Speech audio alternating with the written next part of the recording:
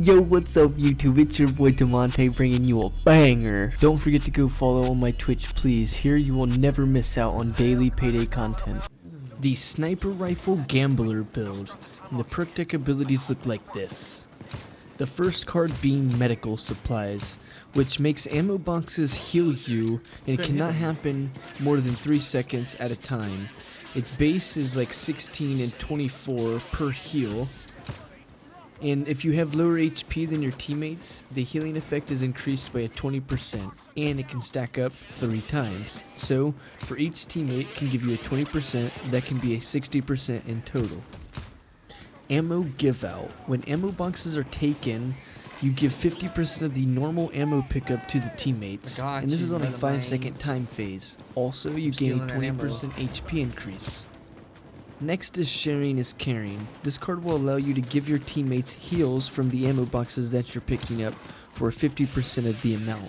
Another 20% HP is given to yourself, which is giving you a total of a 40% increase to your HP, which is a 322 HP pool. More Healing 1, which is an increase to the HP amounts that the ammo boxes are giving. More Healing 2 is an increase to the HP amounts that the ammo boxes give again, so you can possibly get a 40 HP per box pickup instead of just like a 24. Now you have this huge stack up being around a 40. But you can also have a percentage increase from you having lower HP from your teammates to get that 40 to be much larger. Sniper can deal with crowds of cops pretty fast, and with positioning and angles, you can keep yourself out of combat when you're needing to get yourself HP regen. Crowd control with a sniper is really good. You just have to target, prioritize, and position correctly to effectively deal with the cops. The secondary I use here is a 100 damage SMG. It comes in handy for like busting a dozer up and like getting his faceplate broken and actually killing him, and it can save your HP from being damaged as much than using a sniper.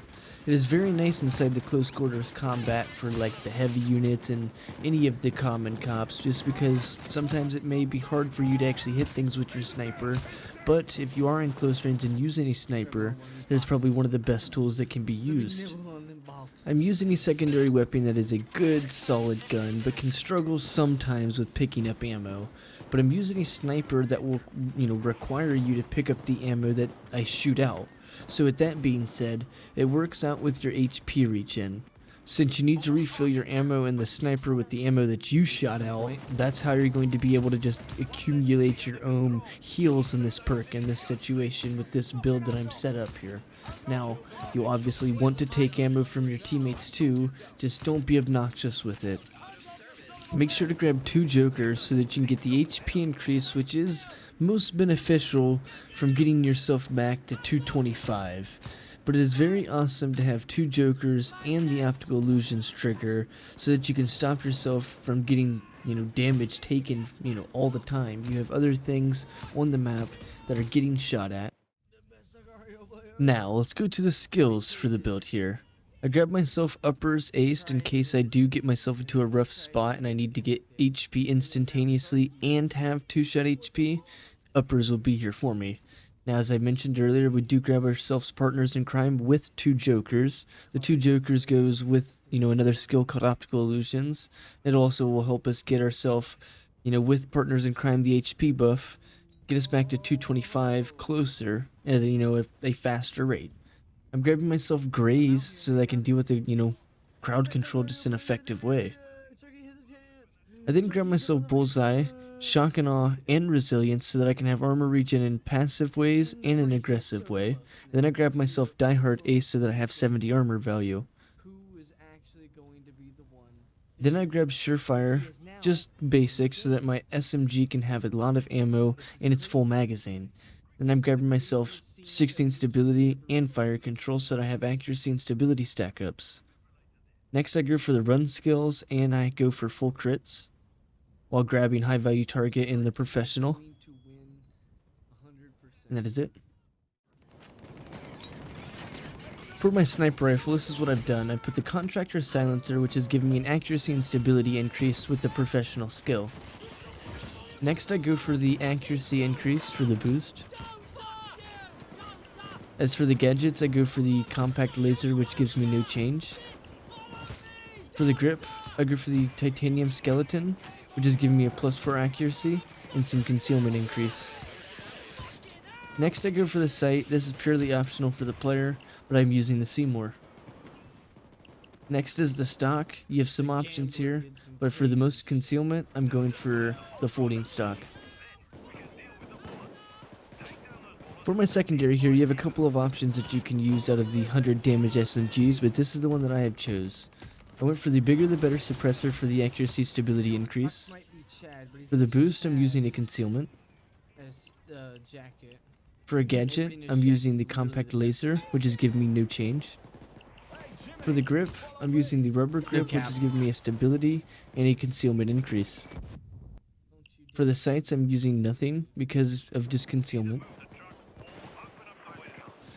So since this is a 322 HP perk deck, and I do grab Combat Medic, if I do get healed with a painkiller, I can get a 3 shots out of 225 out of it. What does that mean? That means if I get downed and I just get shouted at by someone with Inspire, I can actually survive 3 bullets before I get downed again. That's what that means. And 225 is the highest, and not the highest, but the highest common damage that you'll be getting hit for. Now when you break this down into actual numbers, it's going to be 70 armor after you get downed, and if you're at 322 HP, you'll be at 32.2 HP, and the damage from 225 after the painkillers and the combat medic will be switched to 31.5, so 31.5 minus 32.2, that leaves you with like 0 point something, which is still alive if you get hit to the HP, and that's where the 3 shot comes into play. You have 1 shot to the armor, and then 1 shot to the HP, and then there you go. And then assuming if you do have 70 armor, you can get 2 shots to the armor, so in theory, it's actually a 4-shot build rather than just a 3-shot. So to recap, because I know it was a little confusing, if you do get healed by a painkiller and you have 70 armor and you're at 322 HP, you're going to be able to get shot 2 times to the armor because the damage is going to be 31.5, and if you have 70 armor, you can get shot twice before the armor is broken. Now, if you have 322 HP and you get revived, you'll get 32.2, and then once again, 31.5. That's 2 shots to the HP before you actually die, so allowing you to actually have a 4-shot build after a painkiller heal. This one's a little more obvious, but if you have 70 armor and a sniper is hitting you for 240, instead of 240, now he's hitting you for 170 to the HP. That's more manageable than a 240 damage to the HP. The Gambler's healing is based on the 3 seconds of picking up the ammo boxes, and you can get big HP regens faster than muscle if the player is like having this much ammo boxes to pick up without teammates like taking it. And that's the one thing about Gambler, is that the whole team's needing ammo boxes, but you need them more for the healing. So like that's where you kind of get stuck up and like won't really be able to just always make the full potential of your healing form in this deck.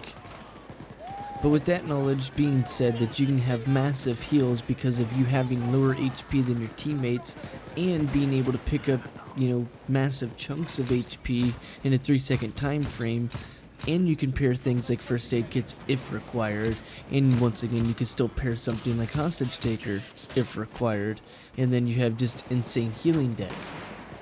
Thank you guys so much for watching. I do sincerely appreciate it. Thank you so much.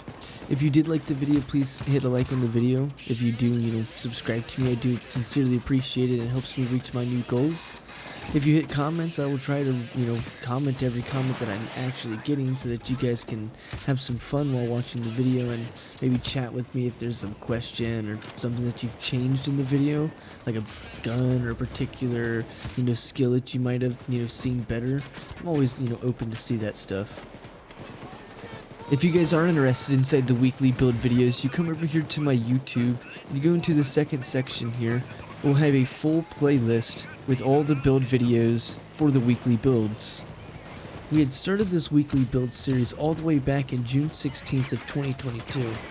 Quite some months that we've actually have had just making and maintaining this series on my YouTube. So I do greatly appreciate the support and the continued support. Thank you.